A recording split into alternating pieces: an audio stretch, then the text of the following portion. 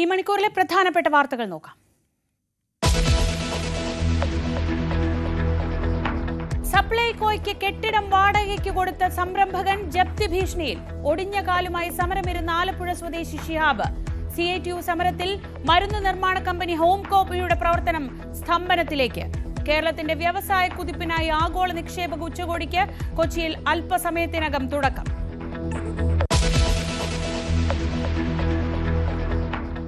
Kakkanad customs ക്വാർട്ടേഴ്സിലെ കൂട്ടമരണത്തിൽ ദുരൂഹത. GST additional കമ്മീഷണറുടെയും സഹോദരിയുടെയും അമ്മയുടെയും മൃതദേഹങ്ങൾക്ക് ദിവസങ്ങളുടെ പഴക്കം. അമ്മയുടെ മൃതദേഹം വെള്ള പുതപ്പിച്ച് പൂക്കൾ വിതറിയ നിലയിൽ. സഹോദരി ശാലിനി ജാർഖണ്ഡ് PSC പരീക്ഷാ തട്ടിപ്പിൽ ആരോപണ വിധേയ. CBIക്ക് മുന്നിൽ ഹാജരാകേണ്ടിയിരുന്നത് അടുത്തയാഴ്ച. ഇനിയും ഇതെനിക്ക് കാണാൻ പറ്റില്ല, കാരണം അത്രമാത്രം തീവ്രമാണ് ഈ വിഷയം. അതുകൊണ്ട് തന്നെയാണ് ഞാൻ മരണം വരെ നിരാഹാരം കിടക്കാൻ തീരുമാനിച്ചത്. News 18 exclusive. മുസ്ലിം സ്ത്രീകളുടെ ജീവിത പരിഷ്കരണത്തിനായി പടപൊരുതാൻ VP സുഹറ. പാർലമെന്റിന് മുന്നിൽ നിരാഹാര സമരമിരിക്കും. പിന്തുടർച്ചാവകാശവും ലിംഗനീതിയും ഉറപ്പാക്കണമെന്ന ആവശ്യം. നടപടി ഉണ്ടായില്ലെങ്കിൽ വരും തലമുറകൾക്കായി ആത്മഹത്യ ചെയ്യും. മുസ്ലിം സ്ത്രീകൾ നേരിടുന്നത് കൊടും ക്രൂരതയെന്നും സുഹറ ന്യൂസ് 18നോട്.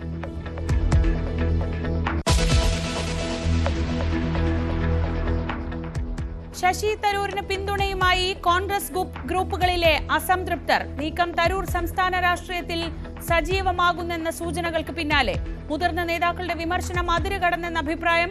തരൂരിന്റെ ഓഫീസിലേക്കുള്ള മാർച്ചിനെ ചൊല്ലി യൂത്ത് കോൺഗ്രസിലും രണ്ടഭിപ്രായം.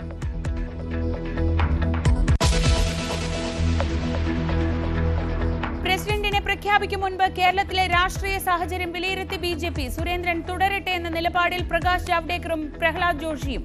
പുതിയ പ്രസിഡന്റ് വന്നാൽ പാർട്ടിക്ക് മുന്നേറ്റമുണ്ടാകുമെന്ന സുരേന്ദ്രൻ വിരുദ്ധചേരി.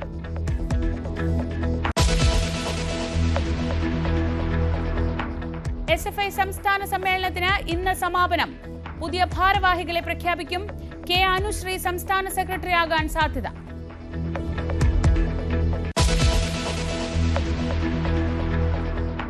സർക്കാരിന്റെ കണ്ണു തുറപ്പിക്കാൻ ആശമാരുടെ സമരം 12ാം ദിവസം. മഹാസംഗമത്തിന് പിന്നാലെ പിന്തുണയുമായി നിരവധി സംഘടനകൾ. സമരക്കാരുമായി ആരോഗ്യമന്ത്രി വീണ്ടും ചർച്ച നടത്തിയേക്കും. സമരത്തിന് സ്വീകാര്യത വർദ്ധിക്കുന്നത് രാഷ്ട്രീയമായി ഉപയോഗിക്കാൻ പ്രതിപക്ഷം.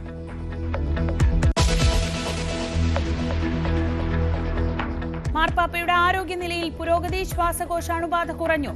സഹപ്രവർത്തകരുമായി മാർപ്പാപ്പ സംസാരിച്ചെന്ന് വത്തിക്കാൻ.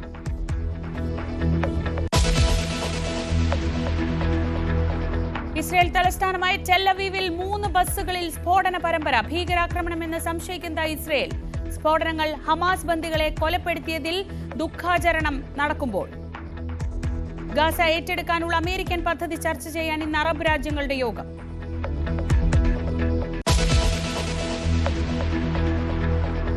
ചാമ്പ്യൻസ് ട്രോഫിയിൽ ഗ്രൂപ്പ് B പോരാട്ടങ്ങൾക്ക് ഇന്ന് തുടക്കം. ദക്ഷിണാഫ്രിക്ക അഫ്ഗാനിസ്ഥാനെ നേരിടും.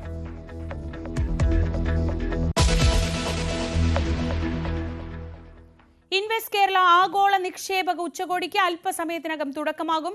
കേരളത്തിന്റെ വ്യവസായ കുതിപ്പിന് ആഗോള നിക്ഷേപകരുടെയും വ്യവസായികളുടെയും പിന്തുണയും നിക്ഷേപവും ലക്ഷ്യമിട്ടുള്ള ഉച്ചകോടി 10 മണിക്ക് ബോൾഗാട്ടി ലുലു കൺവെൻഷൻ സെന്ററിൽ മുഖ്യമന്ത്രിയാണ് ഉദ്ഘാടനം ചെയ്യുക. വിവരങ്ങളുമായി ആജ്ഞ രവീന്ദ്രനിലേക്ക് പോകാം. അതിനു മുൻപ് ആദ്യം റിപ്പോർട്ട് കാണാം. 2 ദിവസത്തെ ഇൻവെസ്റ്റ് കേരള ആഗോള നിക്ഷേപക ഉച്ചകോടിക്കാണ് ഇന്ന് തുടക്കമാവുക. കേരളത്തിന്റെ വ്യവസായ വളർച്ചയ്ക്ക് മുൻഗണന നൽകുന്ന വിവിധ മേഖലകളിലെ സാധ്യതകൾ അന്വേഷിച്ച് വിദേശ പ്രതിനിധികളടക്കം 3000 പേർ ഉച്ചകോടിയിൽ പങ്കെടുക്കുമെന്ന് വ്യവസായ മന്ത്രി P. രാജീവ് അറിയിച്ചു. ഗ്ലോബൽ ബിസിനസ് അവസരങ്ങൾക്കൊപ്പം കേരളത്തിന് മുന്നേറാനുള്ള സാധ്യതകളെ വിവിധ മേഖലകളിൽ നിന്നുള്ളവർക്ക് അടുത്തറിയാൻ അവസരമൊരുക്കുന്നതായിരിക്കും ഉച്ചകോടിയെന്നും അദ്ദേഹം വ്യക്തമാക്കി. റിയലിസ്റ്റിക് ആയിട്ടുള്ള ഒരു ഡിക്ലറേഷൻ ആയിരിക്കും അവസാന ദിവസം ഉണ്ടാവുക. ഓരോ സെക്ടർ വൈസ് മീറ്റിംഗ് കഴിയുമ്പോഴും അവിടെ നിന്ന് പ്രതീക്ഷിക്കാവുന്ന ഞങ്ങൾ മാപ്പ് ചെയ്യുന്നുണ്ട്. അതോടൊപ്പം തന്നെ നമ്മുടെ കേരളത്തിലുള്ള 1000 കോടിക്ക് മുകളിലുള്ളവർ ഇനി എത്ര ഇൻവെസ്റ്റ് ചെയ്യും, ടേൺ ഓവർ ഉള്ളവർ 500 കോടിക്കും 1000-നിടയിൽ ടേൺ ഓവർ ഉള്ളവർ എത്ര ഇൻവെസ്റ്റ് ചെയ്യും, അങ്ങനെ ഓരോ മേഖലയിൽ നിന്നും നമ്മൾ മാപ്പ് ചെയ്തിട്ടുണ്ട്. ഞങ്ങളുടെ ഓരോ യാത്രയിലും മാപ്പ് ചെയ്തിട്ടുണ്ട്. ഇപ്പോൾ അതിനുശേഷം വന്നിട്ടുള്ള പ്രപ്പോസലുകൾ കൂടിയുണ്ട്. നിങ്ങളൊക്കെ പ്രതീക്ഷിക്കുന്ന രൂപത്തിലുള്ള ഒരു ഡിക്ലറേഷൻ നമുക്ക് അന്ന് നടത്താൻ കഴിയും. അത് റിയലിസ്റ്റിക് ആയിട്ടുള്ളതായിരിക്കും പ്രധാനം. ഒരു ഭാഗം ചിലപ്പോൾ ചില കണ്ടീഷൻ, ഇപ്പോൾ ലാൻഡ് കൺവേർഷന്റെ പല പ്രശ്നങ്ങളുള്ളതുണ്ടാവും. അത് പ്രത്യേകം തന്നെ നമ്മൾ മാർക്ക് ചെയ്ത് പോകുന്നുണ്ട്. നേരെ നമുക്ക് തുടങ്ങാൻ കഴിയാവുന്ന മട്ടിൽ പെട്ടെന്ന് അനുമതി കൊടുക്കാൻ കഴിയാവുന്ന അതും മാർക്ക് ചെയ്യുന്നുണ്ട്. സുസ്ഥിര സാങ്കേതിക വിദ്യകൾ, ആരോഗ്യമേഖലയിലെ നവീകരണം, തന്ത്രപ്രധാന വ്യവസായങ്ങൾ, മാരിടൈം മേഖലയിലെ സാധ്യതകൾ തുടങ്ങിയവ ഉച്ചകോടിയിൽ ചർച്ചയാകും. കപ്പൽ നിർമ്മാണം, പ്രാദേശിക തൊഴിലവസരങ്ങളും നൈപുണ്യം വർദ്ധിപ്പിക്കൽ, നിക്ഷേപം ആകർഷിക്കൽ, ചെറിയ ബോട്ടുകളുടെയും വലിയ ഇലക്ട്രിക് കപ്പലുകളുടെയും നിർമ്മാണം തുടങ്ങിയ സാധ്യതകളും സമ്മിറ്റിൽ ചർച്ച ചെയ്യും. മുഖ്യമന്ത്രി പിണറായി വിജയൻ ഉദ്ഘാടകനാകുന്ന ചടങ്ങിൽ കേന്ദ്ര വാണിജ്യമന്ത്രി പീയൂഷ് ഗോയൽ, കേന്ദ്ര നൈപുണ്യ വികസന മന്ത്രി ജയന്ത് ചൌധരി, കേന്ദ്ര ഉപരിതല ഗതാഗത മന്ത്രി നിതിൻ ഗഡ്കരി തുടങ്ങിയവർ പങ്കെടുക്കും. നിതിൻ ഗഡ്കരി ഓൺലൈനായിട്ടായിരിക്കും ചടങ്ങിൽ പങ്കെടുക്കുക. ഇതിനു പുറമെ UAE സാമ്പത്തിക മന്ത്രി അബ്ദുള്ള ബിൻ തുക് അൽമാരി, ബഹ്റൈൻ വാണിജ്യ വ്യവസായ മന്ത്രി അബ്ദുള്ള ബിൻ അദേൽ ഫക്രു, പ്രതിപക്ഷ നേതാവ് VD Satheesan, Norka Roots vice chairman MA Yusuf Ali, CII president Sanjeev Puri, Adani Ports MD Karan Adani തുടങ്ങിയവരും ചടങ്ങിൽ പങ്കെടുക്കും. ന്യൂസ് 18 കൊച്ചി. വിവരങ്ങളുമായി ആജ്ഞ രവീന്ദ്രൻ. ആജ്ഞ, സംസ്ഥാനത്തിന്റെ വികസന സ്വപ്നങ്ങൾക്ക് ചിറക് നൽകുക എന്ന ഒരു പ്രതീക്ഷയുമായാണ് ഈ വലിയ സംരംഭക ഉച്ചകോടി അവിടെ നടക്കുന്നത്. ഏതാണ്ട് UDF കാലത്ത് നടന്ന ഗ്ലോബൽ ഇൻവെസ്റ്റേഴ്സ് മീറ്റൊക്കെ പോലെ. ആരൊക്കെയാണ് ഈ ഉച്ചകോടിയിൽ പങ്കെടുക്കുന്നത്? എന്തൊക്കെയാണ് വിവരങ്ങൾ? ശ്രീജ, രാവിലെ 10 മണിക്ക് മുഖ്യമന്ത്രി പിണറായി വിജയൻ ആയിരിക്കും ഉച്ചകോടി ഉദ്ഘാടനം ചെയ്യുക. ശ്രീജ സൂചിപ്പിച്ചതുപോലെ തന്നെ കേരളത്തിന്റെ വ്യവസായ കുതിപ്പിന് ആഗോള നിക്ഷേപകരുടെയും അതുപോലെ വ്യവസായികളുടെ പിന്തുണയും ഉറപ്പിച്ചിട്ടുള്ള, ലക്ഷ്യമിട്ടിട്ടുള്ള ഉച്ചകോടിയാണ് ഈ 10 മണിക്ക് മുഖ്യമന്ത്രി ഉദ്ഘാടനം ചെയ്യാൻ പോകുന്നത്. കേന്ദ്രമന്ത്രിമാർ ഉൾപ്പെടെയുള്ളവർ, വിദേശ മന്ത്രിമാർ, കേന്ദ്രമന്ത്രിമാർ ഉൾപ്പെടെയുള്ളവർ ചടങ്ങിൽ പങ്കെടുക്കും. മാത്രമല്ല, പ്രതിപക്ഷത്തിന്റെ പിന്തുണയും ഇക്കാര്യത്തിൽ സർക്കാർ ഉറപ്പിച്ചിട്ടുണ്ട്. 2 ദിവസമായിരിക്കും ഇൻവെസ്റ്റ് കേരള ആഗോള നിക്ഷേപക ഉച്ചകോടി നടക്കുക. ഇവിടെ എറണാകുളത്ത് ബോൾഗാട്ടിയിലാണ്, ലുലു ബോൾഗാട്ടിയിലാണ് പരിപാടി നടക്കുന്നത്. 3000 പേരാണ്, വിദേശ പ്രതിനിധികൾ അടക്കമുള്ള അവർ 3000 പേരോളമാണ് ഉച്ചകോടിയിൽ പങ്കെടുക്കുക എന്നാണ് വ്യവസായ മന്ത്രി കഴിഞ്ഞ ദിവസം നമ്മളോട് പറഞ്ഞത്. ഈ ഗ്ലോബൽ ബിസിനസ് അവസരങ്ങൾക്കൊപ്പം കേരളത്തിന് മുന്നേറാനുള്ള സാധ്യതകളെ വിവിധ മേഖലകളിൽ നിന്നുള്ളവർക്ക് അടുത്തറിയാനുള്ള അവസരം ഒരുക്കുന്നതായിരിക്കും ഉച്ചകോടി എന്നും അദ്ദേഹം കഴിഞ്ഞ ദിവസം നമ്മളോട് പറഞ്ഞിരുന്നു. വിവിധ, അതായത് മാരിടൈം ഉൾപ്പെടെയുള്ള സുസ്ഥിര സാങ്കേതിക വിദ്യകൾ, അതുപോലെ ആരോഗ്യ മേഖലയിൽ നവീകരണം, തന്ത്രപ്രധാന വ്യവസായങ്ങൾ തുടങ്ങിയവയൊക്കെ ഉച്ചകോടിയിൽ ചർച്ചയാകും. മാരിടൈമിൽ പ്രത്യേകിച്ചും വിഴിഞ്ഞം തുറമുഖവുമായി ബന്ധപ്പെട്ടുള്ള വികസന പ്രവർത്തനങ്ങൾ നടക്കുന്നത് കൊണ്ട് തന്നെ മാരിടൈമിന് അത്രയധികം പ്രാധാന്യവും ഉച്ചകോടി നൽകുന്നുണ്ടെന്നാണ് മനസ്സിലാക്കാൻ കഴിയുന്നത്. എന്തായാലും വിദേശ മന്ത്രിമാർ ഉൾപ്പെടെ ചടങ്ങിൽ പങ്കെടുക്കും. 10 മണിക്കാണ് ചടങ്ങ് മുഖ്യമന്ത്രി ഉദ്ഘാടനം ചെയ്യുന്നത്. ശ്രീജ. ആജ്ഞ രവീന്ദ്രനാണ് വിവരങ്ങൾ നൽകിയത് കൊച്ചിയിൽ നിന്ന്. സംരംഭകരെ കേരളത്തിലേക്ക് ക്ഷണിക്കാൻ വ്യവസായ ഉച്ചകോടി ഇന്ന് കൊച്ചിയിൽ നടക്കുമ്പോൾ സർക്കാരിന്റെ പൊതുവിതരണ വകുപ്പുമായി ഒരു കരാറിൽ ഏർപ്പെട്ടു എന്ന കാരണത്താൽ ഒരു മുൻ പ്രവാസി ജപ്തി ഭീഷണി നേരിടുകയാണ്. സപ്ലൈകോ ഔട്ട്ലെറ്റിന് സ്വന്തം കെട്ടിടം വാടകയ്ക്ക് നൽകിയ ഷിഹാബ് കുളവേലിൽ എന്ന വ്യക്തിയാണ് ഒടുക്കം കടക്കെണിയിലായത്. വാടക നൽകുന്നില്ലെന്ന് മാത്രമല്ല, കരാർ കാലാവധി പൂർത്തിയായിട്ടും ആ കെട്ടിടം ഒഴിഞ്ഞു നൽകില്ല എന്ന നിലപാട് വകുപ്പെടുത്തതോടെ വായ്പാ തിരിച്ചടവ് തന്നെ മുടങ്ങി. കെട്ടിടത്തിൽ കഴിഞ്ഞ ദിവസം ബാങ്ക് ജപ്തി നോട്ടീസും പതിപ്പിച്ചു. ഇതോടെ ഒടിഞ്ഞ കാലുമായി പൊതുനിരത്തിൽ സമരത്തിലിരിക്കുകയാണ് ആലപ്പുഴ സ്വദേശിയായ ഷിഹാബ്.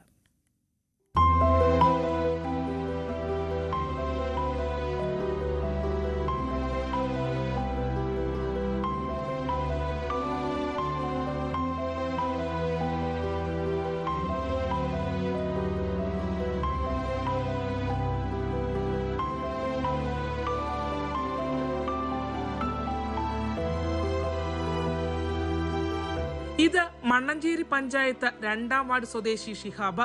ദീർഘകാലം പ്രവാസിയായിരുന്നു. പ്രവാസ ജീവിതത്തിന്റെ ഒരായുസിന്റെ അധ്വാനം കൊണ്ട് അദ്ദേഹം ഈ കാണുന്ന സ്ഥലം വാങ്ങി. 20 ലക്ഷം വായ്പയെടുത്ത് കെട്ടിടം പണിതു.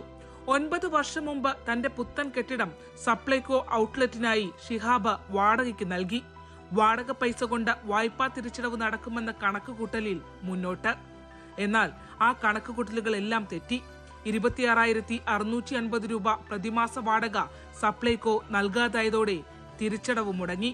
കഴിഞ്ഞ ദിവസം സ്വകാര്യ ബാങ്ക് കെട്ടിടത്തിനുമേൽ ജപ്തി നോട്ടീസും പതിപ്പിച്ചു.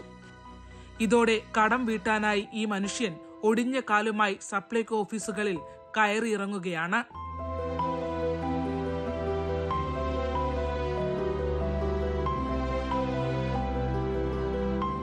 6 മാസമായി. കഴിഞ്ഞ ദിവസം ഞാൻ ചെന്നതാണ് ഈ RM ഓഫീസിൽ ചെന്നിട്ട് അവിടെ ഈ 6 മാസമായിട്ട് ഈ കമ്മിറ്റി കൂടുന്നെന്ന് പറഞ്ഞു കഴിഞ്ഞാൽ എൻ്റെ ഈ ബാധ്യതയും ഈ RRും എല്ലാം കൂടെ ആയിട്ട് ഞാനിത് എന്ത് ചെയ്യണം? എനിക്കിപ്പം ആത്മഹത്യാ വക്കിലേക്ക് ഞാൻ എത്തി നിൽക്കുകയാണ്. ഈ വാടക ഈ ചോദിച്ചു കഴിഞ്ഞാൽ പറയുന്നത് ഇവിടെ വന്ന് ചോദിച്ചു കഴിഞ്ഞാൽ വാടകയുടെ പറയുന്നത് എന്താണ്? വാടകയുടെ പറയുന്നതെന്ന് പറഞ്ഞു കഴിഞ്ഞാൽ ഞങ്ങൾക്ക് ഇതുമായിട്ട് യാതൊരുവിധ ബന്ധവുമില്ല, ഡിപ്പോ മാനേജരുമായിട്ട് സംസാരിക്കാൻ. ഔട്ട്ലെറ്റിൽ വന്നാൽ ഡിപ്പോ മാനേജറെ വിളിക്കാൻ പറയും. ഡിപ്പോ മാനേജർ എറണാകുളം ഫിനാൻസ് ഓഫീസിൽ ബന്ധപ്പെടാൻ നിർദ്ദേശിക്കും. ഒടുവിൽ തിരുവനന്തപുരത്ത് നിന്ന് പണം നൽകാൻ നിർവാഹമില്ലെന്ന മറുപടി. ഗതികെട്ട് ഷിഹാബ് ഇപ്പോൾ സ്വന്തം സ്ഥാപനത്തിന് മുന്നിൽ അന്യനെ പോലെ നീതിക്കായി കുത്തിയിരുന്ന് സമരം ചെയ്യുകയാണ്.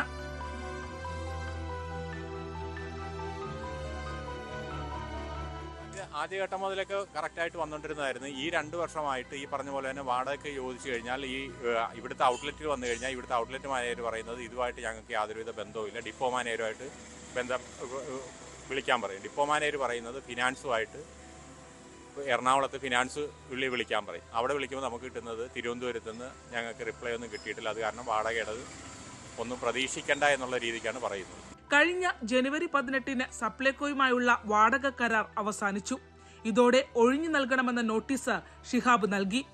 വാടക കുടിശ്ശിക നൽകിയില്ലെന്ന് മാത്രമല്ല, കാലാവധി കഴിഞ്ഞ് തുടരുന്ന ഈ സമയത്തെ വാടക നൽകാൻ കഴിയില്ല എന്ന ധാർഷ്ട്യം കൂടിയായിരുന്നു വകുപ്പിന്റെ മറുപടി. പൂർണ്ണമായി കിട്ടാതെയായിട്ട് ഇപ്പം 4 മാസമായി. ഈ എഗ്രിമെന്റ് കഴിഞ്ഞിട്ട് ഇപ്പം ഈ 1 മാസത്തെ വാടക അതും ഇവർക്ക് യാതൊരുവിധ ഉത്തരവാദിത്വം ഇല്ലെന്നാണ് എറണാകുളത്ത് കഴിഞ്ഞ ഈ 18-ാം തീയതി. ഇപ്പോൾ ഈ കെട്ടിടം ഇവിടെ പ്രവർത്തിക്കുന്നത് എഗ്രിമെന്റ് ഇല്ലാതെയാണ്. കെട്ടിടം പൂട്ടാൻ നോക്കിയപ്പോൾ അതിക്രമിച്ചു കയറിയെന്ന കള്ളക്കേസിൽ കുടുക്കാനും ശ്രമമുണ്ടായി. ഇപ്പോൾ ബാങ്കിലെ ജപ്തി നോട്ടീസിന് പുറമെ കെട്ടിട നികുതി അടക്കാൻ കഴിയാത്തതിന് പഞ്ചായത്തിന്റെയും ലേബർ ഓഫീസിൽ നിന്ന് 50,000 രൂപയുടെയും റവന്യൂ റിക്കവറി നോട്ടീസുകൾ വന്നു കഴിഞ്ഞു. സ്വന്തം കെട്ടിടത്തിന്റെ ഉടമയായിട്ടും മറ്റാർക്കും വാടകയ്ക്ക് പോലും കൊടുത്ത് രക്ഷപ്പെടാൻ കഴിയാത്ത വിധം കുരുക്കിയിട്ടിരിക്കുകയാണ് സപ്ലൈകോ ഷിഹാബിനെ. അതും നിയമങ്ങളെല്ലാം കാറ്റിൽ പറത്തി അധികാരത്തിന്റെയും സർക്കാരിന്റെയും ഒറ്റ ഹുങ്കിന്മേൽ. ദയനീയമായിട്ടുള്ള അവസ്ഥയിൽ ഞാൻ ഇതേപോലെ തന്നെ അവതരിപ്പിച്ചു. പക്ഷേ അവിടുന്ന് അതിൻ്റെതായിട്ടുള്ള ഒരു ഫോർവേഡും അവിടുന്ന് ചെയ്തു തരുന്നില്ല. അപ്പൊ നാളെ ഞാൻ കുടുംബമായിട്ട് ഇവിടെ വന്നിരിക്കാം.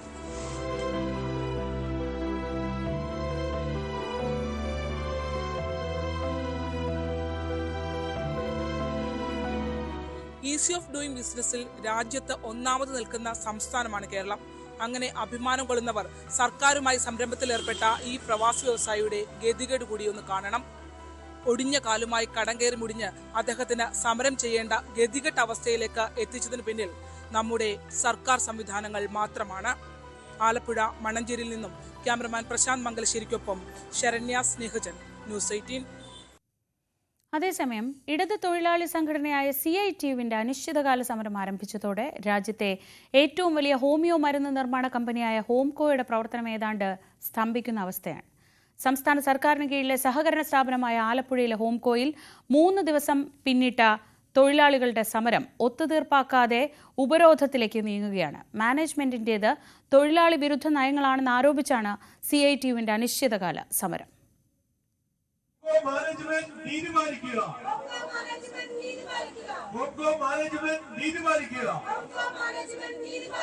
തൊഴിലാളികളുടെ അവകാശങ്ങൾ അംഗീകരിക്കുക. ഹോംകോയുടെ ചരിത്രത്തിൽ തന്നെ ആദ്യമായാണ് ഇത്തരമൊരു അനിശ്ചിതകാല സമരം. CITUവിന്റെ നേതൃത്വത്തിൽ പകുതിയിലധികം തൊഴിലാളികളും സമരത്തിലാണ്.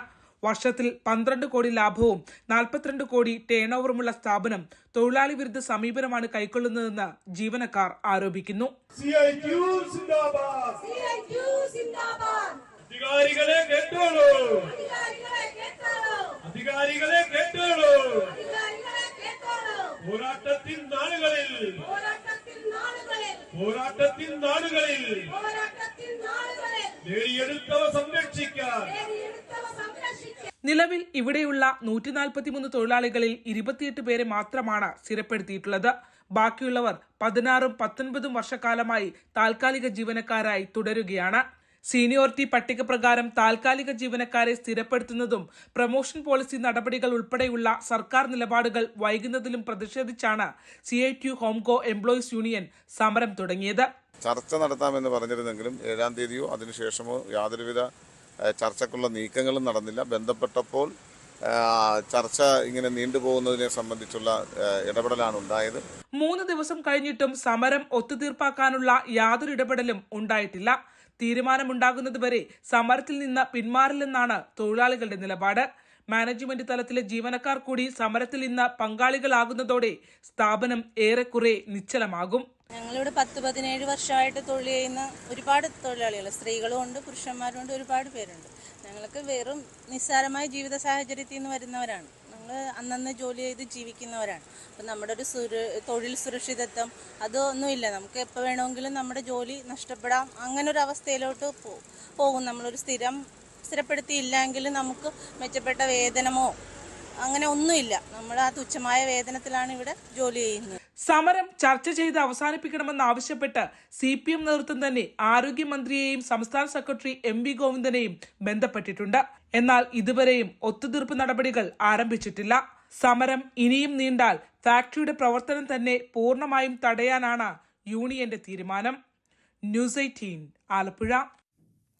ശരണ്യ സ്നേഹജൻ ആലപ്പുഴയിൽ നിന്ന് വിവരങ്ങളുമായി. ശരണ്യ, ഒരു വശത്ത് വലിയ സംരംഭക സമ്മേളനം അല്ലെങ്കിൽ നിക്ഷേപക സംഗമമൊക്കെ നടക്കുമ്പോഴാണ് 2 വാർത്ത ആലപ്പുഴയിൽ നിന്ന് വരുന്നത്. ഒന്ന്, ഒരു സംരംഭകൻ അയാൾ എങ്ങനെ കടക്കണിയിലായി, ജപ്തി ഭീഷണി നേരിട്ട് സമരത്തിലേക്ക് പോയി എന്നാണെങ്കിൽ, മറ്റേത് ഒരു സ്ഥാപനം എങ്ങനെയാണ് ഇപ്പോൾ നാശത്തിന്റെ വക്കിലേക്ക് പോകുന്നത്. ഇക്കാര്യത്തിൽ ആരോഗ്യമന്ത്രിയുമായി ഒരു ചർച്ചയൊക്കെ തീരുമാനിച്ചിരുന്നല്ലോ. പക്ഷേ അതൊന്നും മുന്നോട്ട് പോകാതിരുന്നത് എന്തുകൊണ്ടാണ്? ഈ തൊഴിലാളികളുടെ പ്രതിഷേധം തണുപ്പിക്കാൻ ഒരു നടപടി ഉണ്ടായില്ലെങ്കിൽ ഇങ്ങനെ ഒരു സ്ഥാപനവും ഓർമ്മയിലേക്ക് പോകുമോ, ആലപ്പുഴയിൽ മുൻപുണ്ടായിട്ടുള്ളതുപോലെ?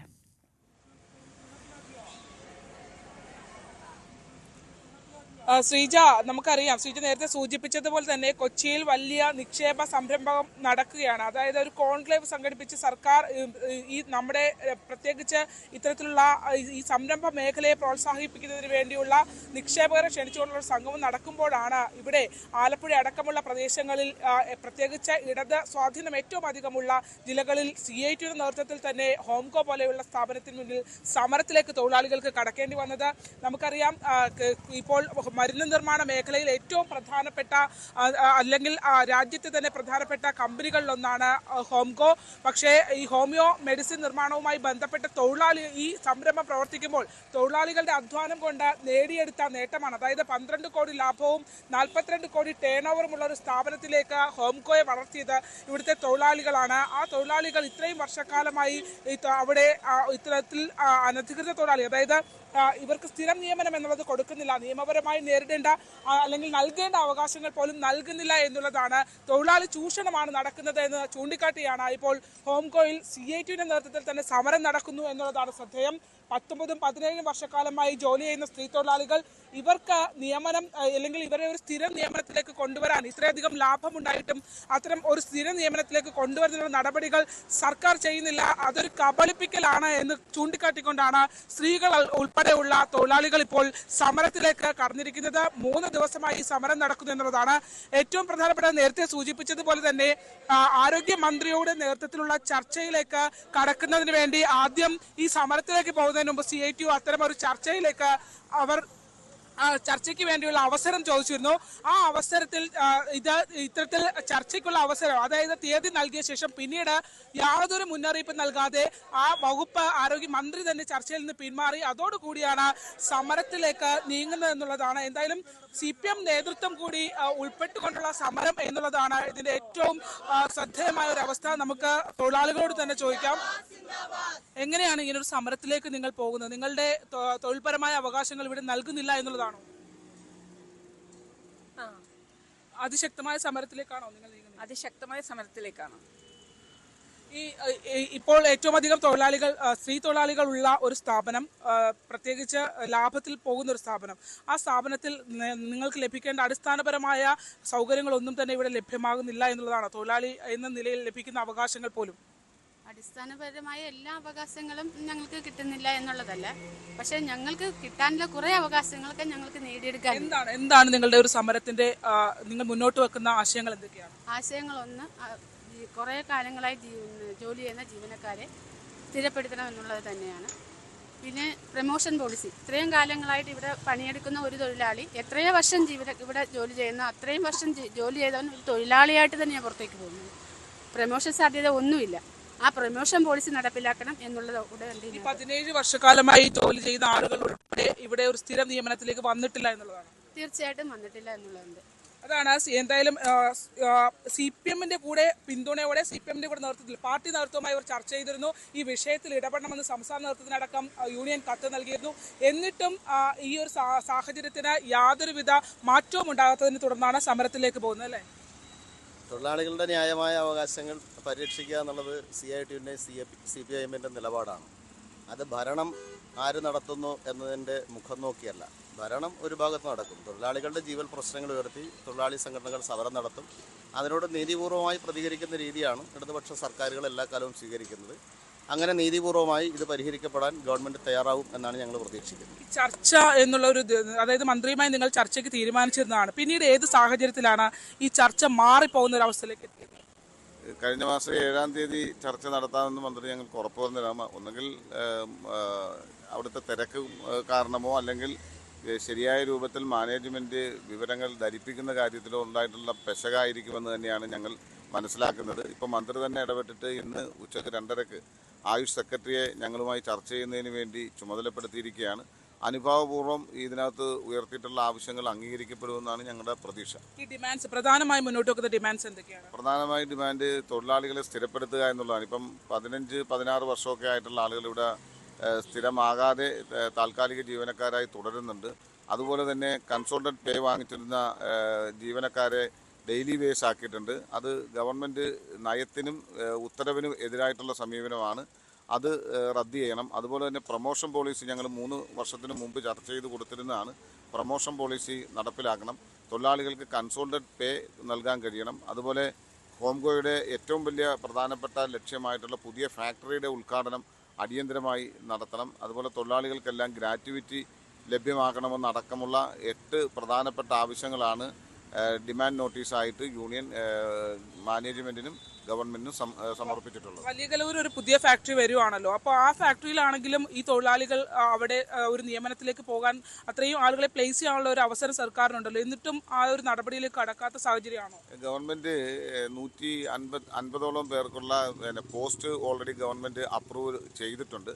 കോവിഡ് വന്ന സമയത്തുണ്ടായിട്ടുള്ള 2 വർഷക്കാലത്തെ ഡിലേ ആണ് കമ്പനി തുറക്കുന്നതിന് താമസം വന്നിട്ടുള്ളത്. ഇപ്പോൾ അടിയന്തരമായി 2-3 മാസത്തിനുള്ളിൽ കമ്പനി തുറക്കാൻ കഴിയും. അതിൻ്റെ ലൈസൻസിൻ്റെ പ്രോസസ്സ് നടന്നുകൊണ്ടിരിക്കുകയാണ്. ലൈസൻസ് കിട്ടിയാൽ മാറ്റാൻ കഴിയുമെന്നാണ് ഞങ്ങൾ മനസ്സിലാക്കുന്നത്. അത് എത്രയും വേഗതയിൽ നടപ്പിലാക്കണം എന്നുള്ളതാണ് ഞങ്ങൾ ഡിമാൻഡ് വെച്ചത്. ഏത് രീതിയിലുള്ള സമരമായിരിക്കും? ഇപ്പോൾ തൊഴിലാളികൾ മാത്രമാണോ? മാനേജ്മെന്റിലെ സ്റ്റാഫുകളും നിങ്ങളോടൊപ്പം ചേരുന്നുണ്ടോ? ഇനി എങ്ങനെയാണ് സമരം മുന്നോട്ട് പോകുക? ഹോംകോയിൽ ഒറ്റ യൂണിയനാണുള്ളത്. മാനേജ്മെൻറ്റ് സ്റ്റാഫും തൊഴിലാളികളും ചേർന്നിട്ടുള്ള ഒറ്റ യൂണിയനാണുള്ളത്. ഞങ്ങൾ ആദ്യഘട്ടത്തിൽ തൊഴിലാളികൾ സമരത്തിൽ പങ്കെടുക്കുന്നതിനെ സംബന്ധിച്ചാണ് ആലോചിച്ചിട്ടുള്ളത്. മാനേജ്മെൻറ്റ് സ്റ്റാഫും കൂടെ സമരത്തിൽ പങ്കെടുത്താൽ സ്വാഭാവികമായും ഹോംകോ സ്തംഭനത്തിലേക്ക് പോകും. സ്തംഭനത്തിലേക്ക് പോകുന്ന സാഹചര്യം ഇന്നത്തെ ചർച്ചയ്ക്ക് ശേഷമേ നമുക്ക് അത്തരം കാര്യങ്ങളെ സംബന്ധിച്ച് പറയാൻ കഴിയൂ. അതാണ് ശ്രീജ അവർ പറയുന്നത്. അതായത് ഇന്ന് ഉച്ചയ്ക്ക് ഒരു ചർച്ച വിളിച്ചിട്ടുണ്ട്. ആ ചർച്ചയിൽ എടുക്കുന്ന തീരുമാനം നിർണായകമാകും. ഇപ്പോൾ തൊഴിലാളികളാണ് സമരത്തിലേക്ക് കടന്നിരിക്കുന്നത്. മാനേജ്മെന്റ് തലത്തിലെ ജീവനക്കാർ കൂടി സമരത്തിലേക്ക് കടക്കുകയാണെങ്കിൽ ഹോംകോ എന്ന പൊതുമേഖലാ സ്ഥാപനം ഒരു സ്തംഭനത്തിലേക്ക് പോകുന്ന ഘട്ടത്തിലേക്ക് വരും. ഗതികെട്ട സാഹചര്യത്തിലാണ് ഇത്തരം ഒരു പരിഗണനയും കിട്ടാത്ത ഘട്ടത്തിൽ തന്നെയാണ് CITUവിന് തന്നെ ആലപ്പുഴയിൽ സമരത്തിന് ഇറങ്ങേണ്ടി വന്നത്. ശ്രീജ. ശരി, ശരണ്യ സ്നേഹജനാണ് വിവരങ്ങൾ നൽകിയത്. ഒരു വശത്ത് വലിയ രീതിയിലുള്ള ഒരു ആഗോള നിക്ഷേപക സംഗമം നടക്കുന്ന സമയത്താണ് മറുവശത്ത് ആലപ്പുഴയിൽ നിന്ന് ഈ 2 വാർത്തകൾ പ്രേക്ഷകർക്ക് മുന്നിലേക്കും അധികൃതർക്ക് മുന്നിലേക്കും വെക്കുന്നത്. മറ്റു വാർത്തകളിലേക്ക് മടങ്ങിയെത്താം ഇടവേളയ്ക്ക് ശേഷം.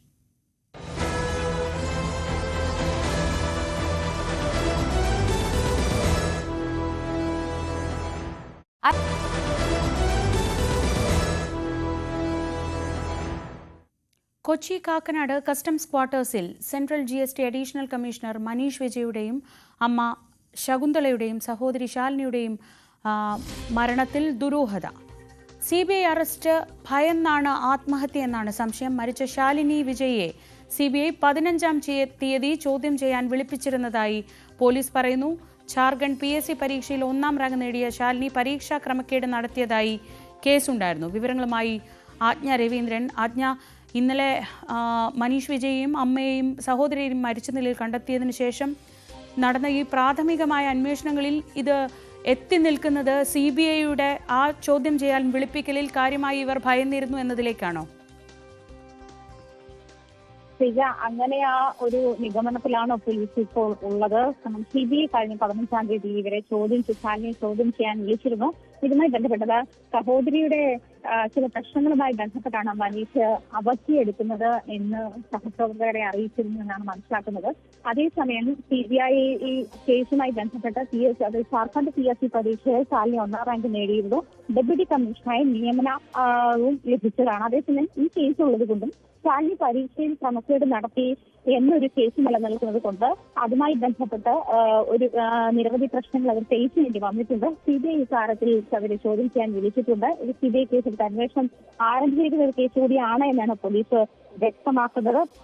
അതേ തുടർന്ന് അമ്മ മരിച്ചത് ഇവർക്ക് താങ്ങാൻ കഴിയാതെ വന്നതാണ് ശാലിനിയും മനീഷിനെയും മരണത്തിലേക്ക് നയിച്ചതെന്നാണ് പോലീസ് കരുതുന്നത്. കാരണം അമ്മ ശകുന്തള ദേവിയുടെ മൃതദേഹം വെള്ള പതപ്പിച്ച് അതിൽ പൂക്കൾ വിതറിയിരുന്നു. അതിനുശേഷമാണ് ഇവർ മരിച്ചത്. ആത്മഹത്യയാണ് മനീഷിന്റെയും ശാലിനിയുടെയും മരണം എന്ന് പോലീസ് സ്ഥിരീകരിച്ചിട്ടുണ്ട്. അമ്മ ശകുന്തള ദേവിയുടെ മരണ കാരണം എന്താണെന്ന് പോസ്റ്റ്മോർട്ടം കഴിഞ്ഞ ശേഷം വ്യക്തമാകാൻ ആവുകയുള്ളൂ എന്നാണ് പോലീസ് പറയുന്നത്. പക്ഷേ പോസ്റ്റ്മോർട്ടം നടപടികൾ ഇനിയും വൈകുമെന്ന് ACP അറിയിക്കുന്നുണ്ട്. കാരണം ബന്ധുക്കൾ ആരും എത്തിയില്ല. ബന്ധുക്കളുടെ അനുമതിയില്ലാത്ത പോസ്റ്റ്മോർട്ടം നടപടികളിലേക്ക് പോലീസിന് കടക്കാനാകില്ല. മറ്റൊരു സഹോദരി കൂടിയുണ്ട്. അവരെത്തിയ ശേഷം അവരുടെ കൺസെന്റോട് കൂടിയിട്ട് പോലീസ് പോസ്റ്റ്മോർട്ടം നടപടികളിലേക്ക് കടക്കുകയുള്ളൂ. അതുകൊണ്ട് തന്നെ ഈ പോസ്റ്റ്മോർട്ടം നടപടികൾ ഇനിയും വൈകാൻ സാധ്യതയുണ്ട്.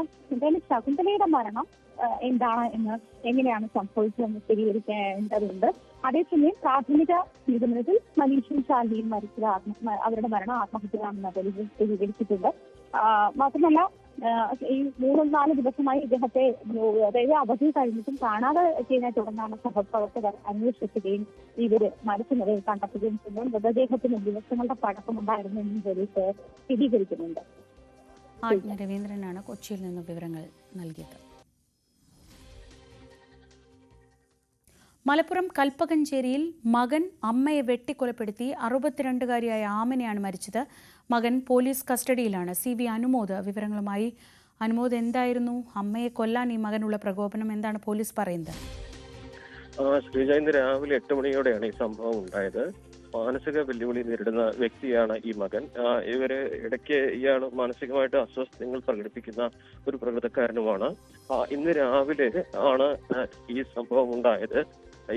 ചില കാര്യങ്ങൾ പറഞ്ഞ് ഇവർ തർക്കമാവുകയും തുടർന്ന് വീട്ടിലിരുന്ന വെട്ടുകത്തി കൊണ്ട് ഈ യുവാവ് അമ്മയെ വെട്ടുകയും തുടർന്ന് ഗ്യാസ് സിലിണ്ടർ തലയിൽ അടിക്കുകയും ചെയ്തു എന്നാണ് പ്രാഥമികമായിട്ട് അറിയാൻ കഴിയുന്നത്. ഇവരുടെ പിതാവ് ഇറച്ചി കച്ചവടക്കാരനാണ്. അയാൾ രാവിലെ തന്നെ ജോലിക്ക് പോയിരുന്നു. അമ്മയും മകനും മാത്രമായിരുന്നു ഈ സംഭവ സമയത്ത് ഇവിടെ ഉണ്ടായിരുന്നത്. അതിനുശേഷം പോലീസ് എത്തി ഈ മകനെ ഇപ്പോൾ കസ്റ്റഡിയിൽ എടുത്തിട്ടുണ്ട്. തനൂർ DYSP അടക്കമുള്ള ഉന്നത ഉദ്യോഗസ്ഥർ സംഭവ സ്ഥലത്തേക്ക് എത്തുന്നുണ്ട്. ഇൻക്വസ്റ്റ് നടപടികളും മറ്റും നടപടികളൊക്കെ പൂർത്തിയാകുന്നതേ ഉള്ളൂ. നിലവിൽ ഇയാൾ പോലീസ് കസ്റ്റഡിയിലാണുള്ളത്. ശ്രീജ. ശരി, CV അനുമോദാണ് വിവരങ്ങൾ നൽകിയത്. മലപ്പുറം കൽപ്പകഞ്ചേരിയിലാണ് അമ്മയെ മകൻ വെട്ടിക്കൊലപ്പെടുത്തിയത്. മറ്റു വാർത്തകളിലേക്ക് പോകാം. ശശി തരൂർ സംസ്ഥാന രാഷ്ട്രീയത്തിൽ സജീവമായേക്കുമെന്ന സൂചനകൾ പുറത്തു വന്നതിന് പിന്നാലെ ഫോണിൽ വിളിച്ച് പിന്തുണ അറിയിച്ച് ഇരു ഗ്രൂപ്പുകളിലെയും അസംതൃപ്തർ.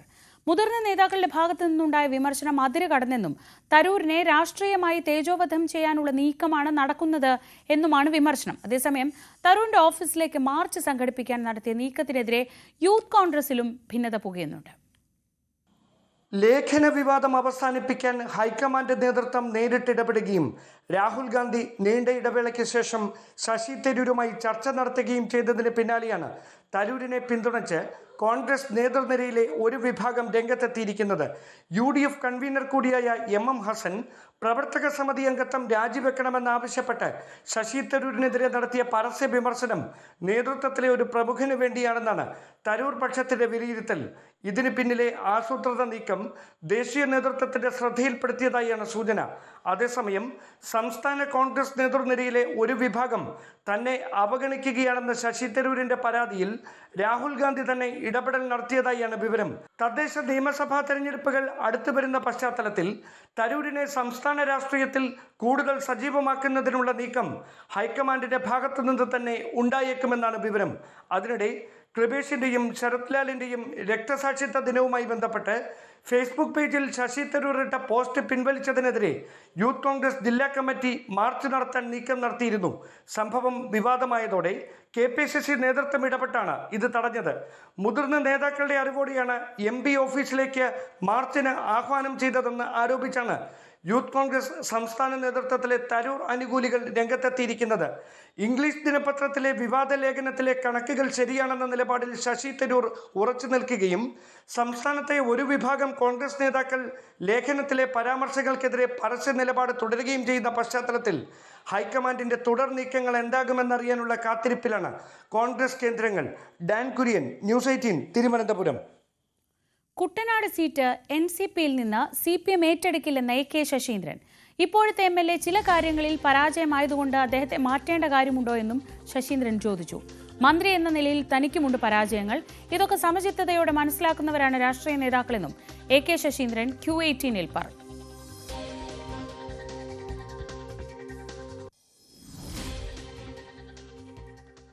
CPM എല്ലാ കാലത്തും താങ്കളെ പിന്തുണച്ചിട്ടേ ഉള്ളൂ. ആ തരത്തിൽ മുഖ്യമന്ത്രിയാണെങ്കിലും ഈ കുട്ടനാട് സീറ്റ് CPM ഏറ്റെടുത്തേക്കും എന്നുള്ള വാർത്തകൾ അത് എങ്ങനെയാണ് താങ്കൾ കാണുന്നത്, NCP കാണുന്നത്? ഞാൻ കരുതുന്നില്ല. വെള്ളാപ്പള്ളി അടക്കം പറഞ്ഞത് CPM കുട്ടനാട് സീറ്റ് ഏറ്റെടുക്കണം എന്നാണ്. പക്ഷെ അങ്ങനെ ഏറ്റെടുക്കുകയില്ല CPM, അത് ചോദിക്കുകയില്ല എന്നാണ് NCP പ്രതീക്ഷിക്കുന്നത്. ശ്രീ AK ശശീന്ദ്രൻ പ്രതീക്ഷിക്കുന്നത്? തീർച്ചയായിട്ടും ഞങ്ങൾ മത്സരിച്ച് LDFിൻ്റെ ബാനറിൽ മത്സരിച്ച് ജയിച്ച 2 സീറ്റുകളിൽ നമ്മളിൽ നിന്ന് മാറ്റുന്നത് എന്തിനാണ്? ഇപ്പോൾ MLAയോട് ചില കാര്യങ്ങളിൽ പരാജയമായിരിക്കും, അത് വെച്ചിട്ട് അദ്ദേഹത്തെ മാറ്റുന്നത്.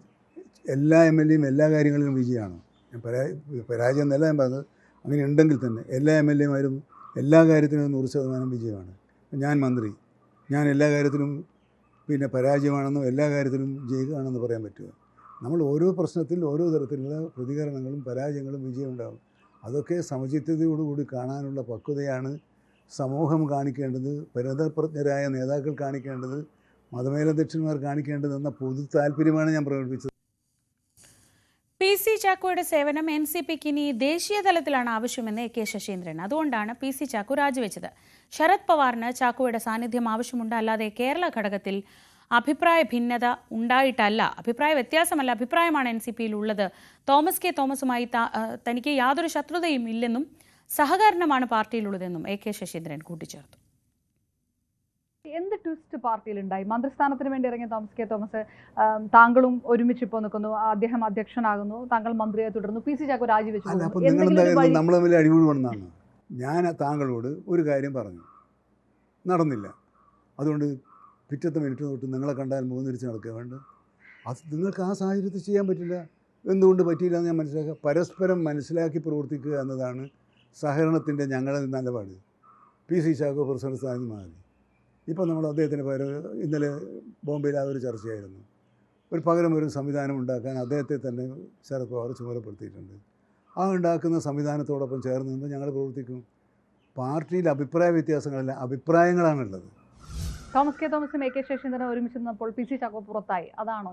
അല്ലല്ല, അദ്ദേഹം പാർട്ടിയുടെ ദേശീയ വർക്കിംഗ് പ്രസിഡൻ്റാണ്.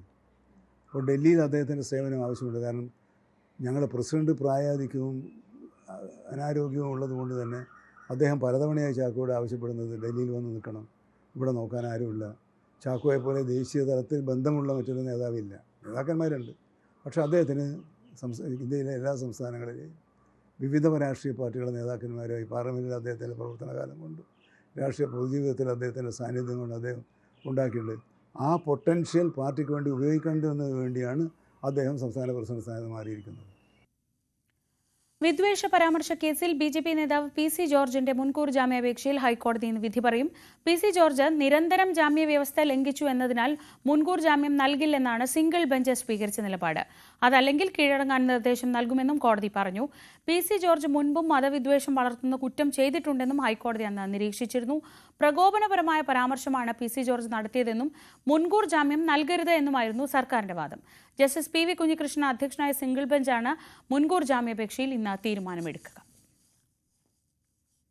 മുണ്ടക്കൈ ചൂരൽമല ദുരന്തത്തിന്റെ പശ്ചാത്തലത്തിൽ സ്വമേധയാ സ്വീകരിച്ച ഹർജി ഹൈക്കോടതി ഇന്ന് പരിഗണിക്കും. ഉരുൾപൊട്ടൽ ദുരന്തബാധിതരുടെ പുനരധിവാസത്തിനായി 530 കോടി രൂപ വായ്പയായി നൽകാൻ തീരുമാനമെടുത്ത കാര്യവും ദുരിതബാധിതരുടെ വായ്പ എഴുതിത്തള്ളുന്നതിലെ തീരുമാനവും കേന്ദ്ര സർക്കാർ അറിയിച്ചേക്കും. വായ്പയ്ക്ക് കോവിഡ് കാലത്ത് പോലും മൊറട്ടോറിയം മാത്രമാണ് നൽകിയതെന്നാണ് കേന്ദ്ര സർക്കാർ ഹൈക്കോടതിയെ അറിയിച്ചത്. പുനരധിവാസത്തിൽ കേന്ദ്ര സഹായത്തിനായി കാത്തിരിക്കരുതെന്ന് സംസ്ഥാന സർക്കാരിനോട് ഹൈക്കോടതിയും നിർദ്ദേശം നൽകിയിരുന്നു. ജസ്റ്റിസുമാരായ doctor AK Jayasankaran Nambiar, S ഈശ്വരൻ എന്നിവർ ഉൾപ്പെട്ട ഡിവിഷൻ ബെഞ്ചാണ് ഹർജി പരിഗണിക്കുക. ഇസ്ലാമിലെ പിന്തുടർച്ചാവകാശ നിയമങ്ങൾ ഭേദഗതി ചെയ്തില്ലെങ്കിൽ പാർലമെന്റിന് മുന്നിൽ ആത്മഹത്യ ചെയ്യുമെന്ന് സാമൂഹ്യ പ്രവർത്തക VP സുഹറ. പലവട്ടം നേതാക്കന്മാർക്കും നിയമവ്യവസ്ഥയ്ക്ക് മുന്നിൽ കാര്യങ്ങൾ അവതരിപ്പിച്ചിട്ടും നടപടി ഉണ്ടാവാത്ത സാഹചര്യത്തിൽ പാർലമെന്റിന് മുന്നിൽ നിരാഹാര സമരമിരിക്കും. അടിയന്തര ഇടപെടൽ ഉണ്ടായില്ലെങ്കിൽ വരും തലമുറയിലെ സ്ത്രീകൾക്ക് വേണ്ടി താൻ ആത്മഹത്യ ചെയ്യുമെന്നും മുസ്ലിം സ്ത്രീകൾ നേരിടുന്നത് അതിക്രൂരമായ അവസ്ഥയാണെന്നും സുഹറ പറഞ്ഞു. ഇനിയും ഇതെനിക്ക് കാണാൻ പറ്റില്ല. കാരണം അത്രമാത്രം തീവ്രമാണ് ഈ വിഷയം. അതുകൊണ്ട് തന്നെയാണ് ഞാൻ മരണം വരെ നിരാഹാരം കിടക്കാൻ തീരുമാനിച്ചത്. നിയമപരമായി അവർ എന്നെ അനുവദിച്ചില്ലെങ്കിൽ ഞാൻ അവിടെ തന്നെ കണ്ട് ആത്മഹത്യ ചെയ്യും. അതല്ലാതെ വേറെ നിർവാഹമില്ല. എന്ത് ചെയ്യണം പറയും. വർഷങ്ങളോളം മുസ്ലിം സ്ത്രീകൾക്കും അവരുടെ അവകാശങ്ങൾക്കും വേണ്ടി സംസാരിച്ച ധീരവനിത. മതപണ്ഡിതന്മാരുടെ വിചിത്ര പ്രസ്താവനകൾക്കും നിലപാടിനുമെതിരെ എന്നും ആഞ്ഞടിച്ച ശബ്ദം. എന്നാൽ സ്വന്തം ജീവിതം തന്നെ ഇന്ന് ബലിയർപ്പിക്കാൻ തീരുമാനിക്കുമ്പോൾ VP സുഹറയ്ക്ക്, അല്ലെങ്കിൽ സുഹറയിലൂടെ ഒരു കൂട്ടം മുസ്ലിം സ്ത്രീകൾക്ക് ഒന്നടങ്കം പറയാനുണ്ട്.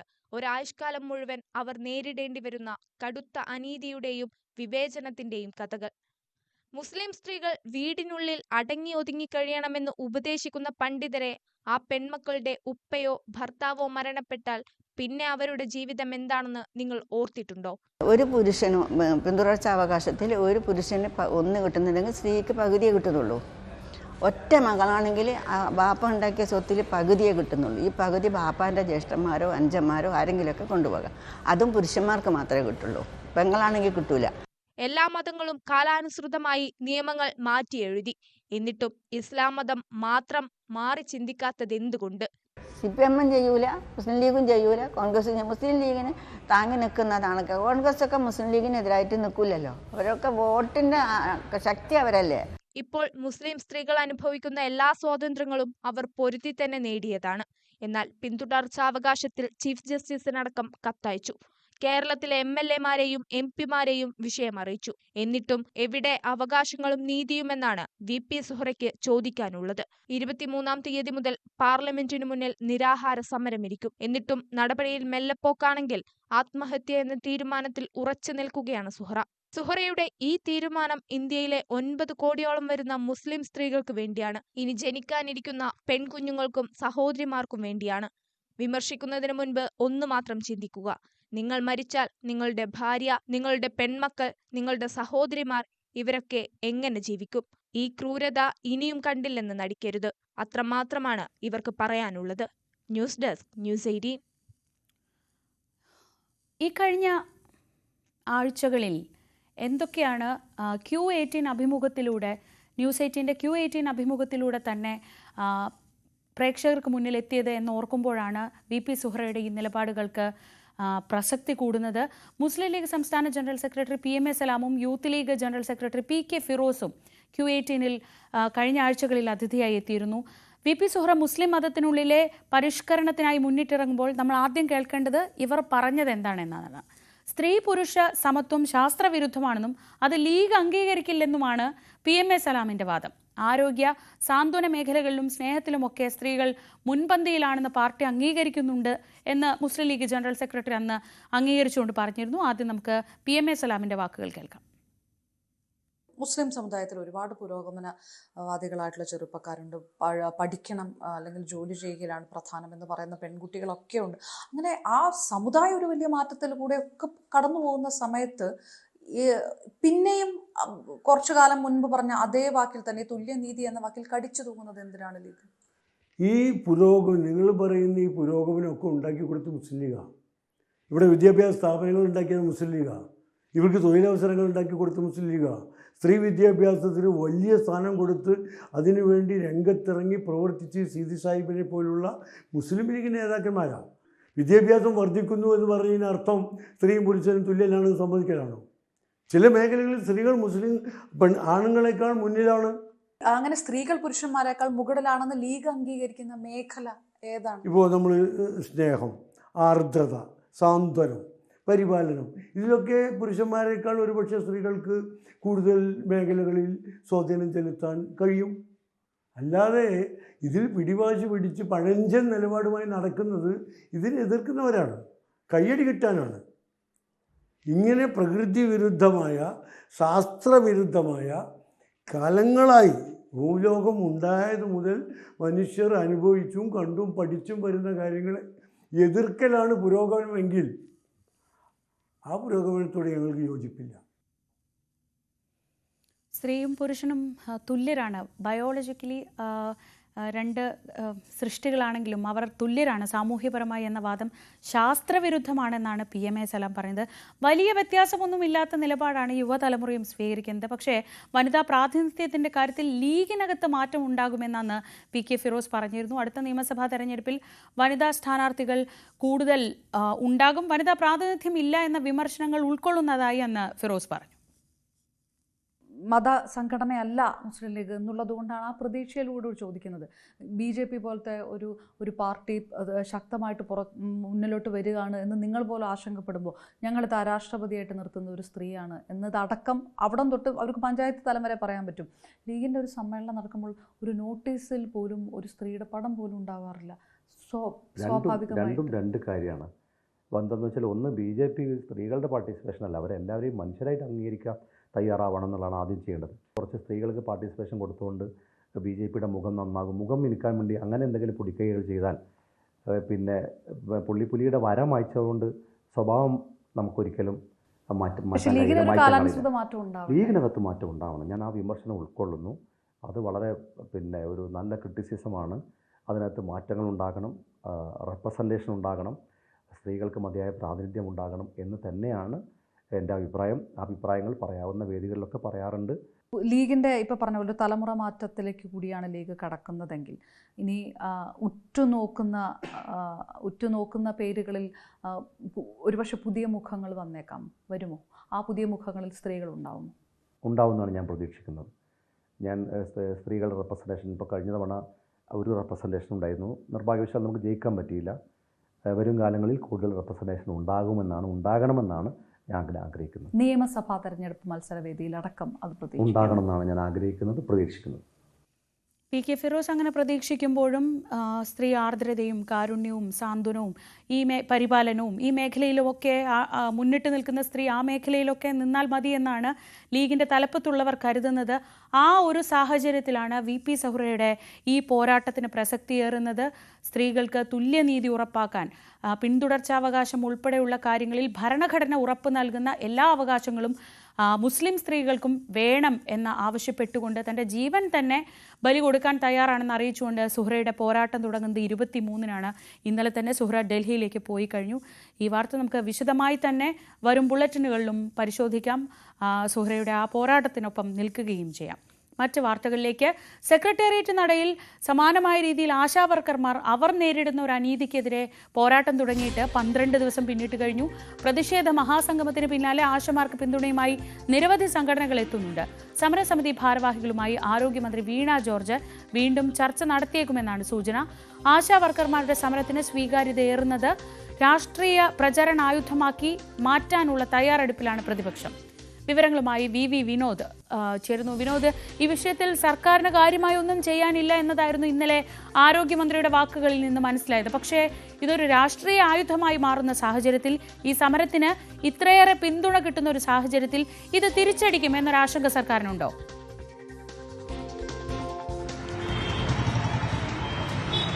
ശ്രീജ, ഇതുവരെ സമരം ഒത്തുതീർപ്പാക്കുന്നതിന് വേണ്ടിയുള്ള ഒരു ഫോർമുലയും ഉരുത്തിരിഞ്ഞിട്ടില്ല എന്നതാണ്. ആശാവർക്കർമാർ അവരുടെ സമരം ഇവിടെ തുടരുകയാണ്. സെക്രട്ടേറിയറ്റ് നടയിൽ അവർ സമരവുമായി മുന്നോട്ട് പോകുന്നു. 21,000 രൂപ ഓണറേറിയമായി വർദ്ധിപ്പിക്കുന്ന 2 മാസത്തെ കുടിശ്ശികയുണ്ട്. അതോടൊപ്പം തന്നെ 3 മാസത്തെ ഇൻസെന്റീവും കുടിശ്ശികയായി അവശേഷിക്കുന്നുണ്ട്.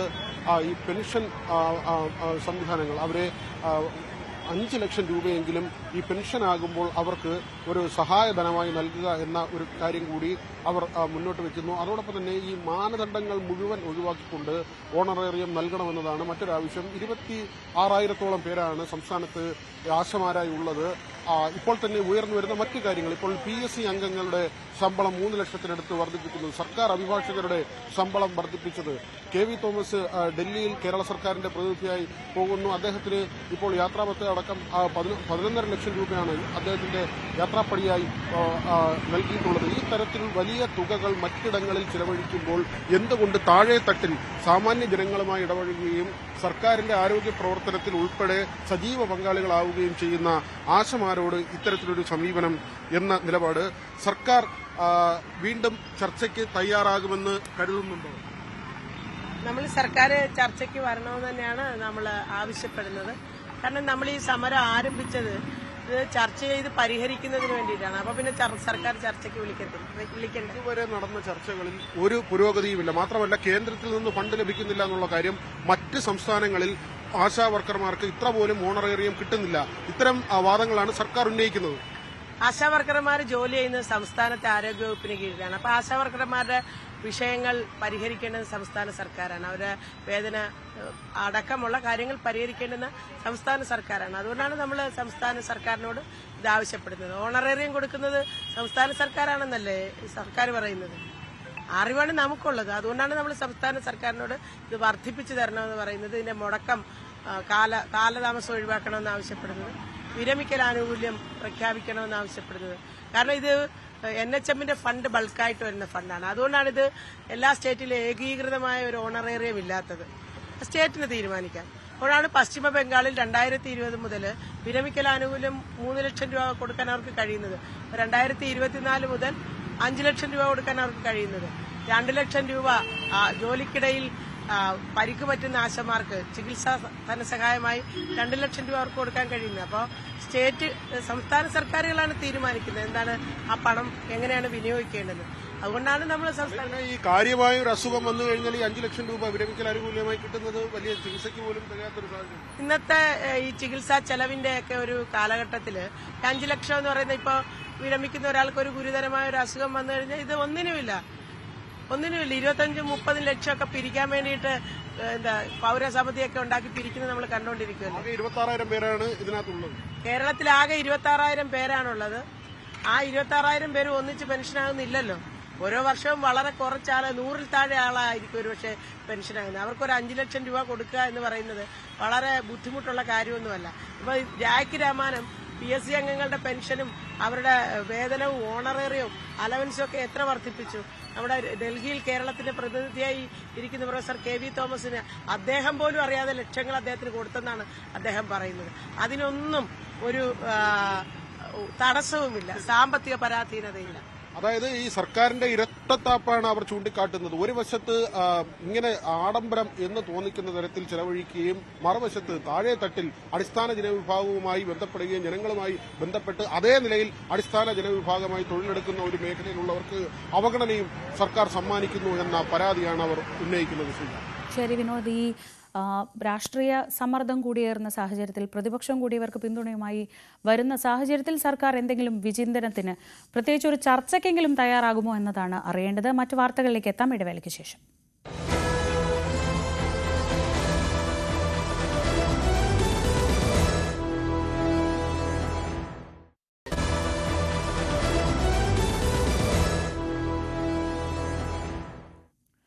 SFI സംസ്ഥാന സെക്രട്ടറി സ്ഥാനത്ത് നിന്ന് PM ആർഷോയെയും പ്രസിഡന്റ് അനുശ്രീയെയും മാറ്റും. PS സഞ്ജീവ് SFIയുടെ പുതിയ സംസ്ഥാന സെക്രട്ടറി ആകും എന്നാണ് റിപ്പോർട്ടുകൾ. സംസ്ഥാന സമ്മേളനം പുതിയ ഭാരവാഹികളെ ഇന്ന് തീരുമാനിക്കും. VV അരുൺ വിവരങ്ങളുമായി. അരുൺ, അനുശ്രീ സെക്രട്ടറി ആയേക്കും എന്നൊക്കെയുള്ള വാർത്തകളൊക്കെ ഉണ്ടായിരുന്നു. പക്ഷേ ആ പേരുകളൊക്കെ മാറുന്നു. ആർഷോയും അനുശ്രീയും മാറി പുതിയ പേരുകളാണ് കേൾക്കുന്നത്. എന്തൊക്കെയാണ് വിവരങ്ങൾ? SFIയുടെ സംസ്ഥാന സെക്രട്ടറിയെയും പ്രസിഡന്റിനെയും മാറ്റാനാണ് നിലവിലെ ധാരണ. ഇത് സംബന്ധിച്ച് കൃത്യമായ നിർദ്ദേശം CPM നേതൃത്വം എസ്എഫ്ഐയുടെ ചുമതലയുള്ള നേതാക്കൾ SFI സമ്മേളനത്തിന് നൽകി കഴിഞ്ഞു. ഇതുമായി ബന്ധപ്പെട്ട് പ്രധാനപ്പെട്ട യോഗം ഇന്നലെ രാത്രി ചേർന്നിരുന്നു. SFIയുടെ പുതിയ ഉപഭാരവാഹികളെയും 15-അംഗ എക്സിക്യൂട്ടീവ് അടക്കമുള്ള കമ്മിറ്റിയെയും തിരഞ്ഞെടുത്തിട്ടുണ്ട്. ഭാരവാഹികളെ തീരുമാനിച്ചിട്ടുണ്ട്. ഇന്ന് ഉച്ചയോടുകൂടി തെരഞ്ഞെടുപ്പ് നടക്കും. PM ആർഷോ ആർഷോയുടെ കാലത്ത് SFI വലിയ വിവാദങ്ങളിലാണ് ചെന്നപ്പെട്ടത്. ആദ്യമൊക്കെ ആർഷോയെ കേന്ദ്രീകരിച്ചുള്ള വിമർശനങ്ങളായിരുന്നു. ആർഷോയുടെ വ്യക്തിപരമായ പ്രശ്നങ്ങൾ അല്ലെങ്കിൽ ആർഷോ ഉൾപ്പെട്ട കേസുകളുമായി ബന്ധപ്പെട്ട വിവാദങ്ങളായിരുന്നു ഉണ്ടായത്. പിന്നീട് SFI ഓരോ വിവാദങ്ങളിൽ ചെന്ന് ചാടുമ്പോഴും ആർഷോയുടെ ഇടപെടലുകൾക്കെതിരെ വലിയ വിമർശനം ഉയർന്നു വന്നു. സാമൂഹ്യ മാധ്യമങ്ങളിലൂടെ ആർഷോ ഇടുന്ന പോസ്റ്റുകൾ പലപ്പോഴും SFI നേതാവിന് ചേരാത്ത തരത്തിലുള്ള വിമർശനം ഉണ്ടായി. ഇന്നലെ ഇപ്പോൾ തുടരുന്ന സംസ്ഥാന സമ്മേളനത്തിലും അത്തരം വിമർശനങ്ങൾ ഉയർന്നു വന്നു. പക്വതയില്ലാത്ത പെരുമാറ്റങ്ങൾ SFIയുടെ നേതൃത്വത്തിനുണ്ട്. പ്രത്യേകിച്ചും ആർഷോയിൽ നിന്നുണ്ടായി. ആർഷോയുടെ പ്രതികരണങ്ങൾ പലപ്പോഴും SFIയെ വിവാദങ്ങളിൽ കൊണ്ടുചെന്നെത്തിച്ചു എന്ന വിമർശനങ്ങളും ഉണ്ടായി. ഇതെല്ലാം പരിഗണിച്ചുകൊണ്ടാണ് ഇപ്പോൾ SFIക്ക് പുതിയ ഭാരവാഹികൾ വരട്ടെ എന്ന് CPM തീരുമാനിക്കുന്നത്. കണ്ണൂർ ജില്ലാ സെക്രട്ടറി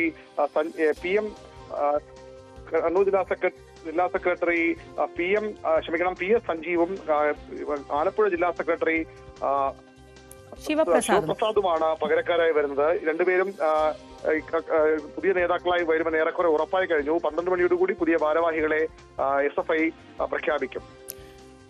അരുണാണ് വിവരങ്ങൾ നൽകിയത്. PS സഞ്ജീവും ശിവപ്രസാദും പുതിയ SFIയുടെ തലപ്പത്ത് SFIയെ നയിക്കാൻ പുതിയ പ്രസിഡന്റും സെക്രട്ടറിയുമായും എത്തും എന്നതാണ് ഈ ഘട്ടത്തിൽ വരുന്ന വാർത്തകൾ. പ്രഖ്യാപനം ഏതാണ്ട് 12 മണിയോടെ ഉണ്ടാകും. ഇതോടെ രാവിലെയുടെ ഇന്നത്തെ സമയം പൂർണ്ണമാവുകയാണ്. ഇനി വാർത്തകൾ വളരെ വിശദമായി പരിശോധിക്കുകയും ചർച്ച ചെയ്യുകയും ഒക്കെ ചെയ്യാനുള്ള സമയമാണ്. ന്യൂസ് 10 TG സജിത് ചേരും. വീണ്ടും രാവിലെയിൽ നാളെ കാണാം.